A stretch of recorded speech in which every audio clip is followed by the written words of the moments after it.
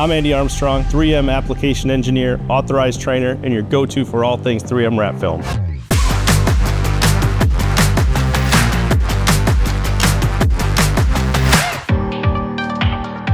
In this video, we're going to share some handy tips and tricks for wrapping deep channels with 3M Wrap Film Series 2080. Make sure the film is as flat as possible before you start squeegeeing to avoid wrinkles.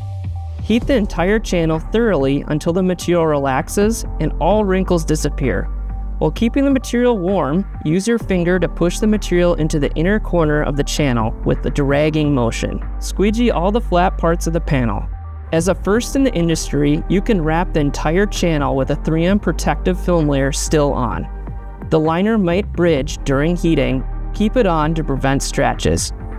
After removing the liner, slowly work the remaining material flat. Make sure to pop and remove any trapped air bubbles right away. Always post-heat after removing the clear liner to ensure proper adhesion.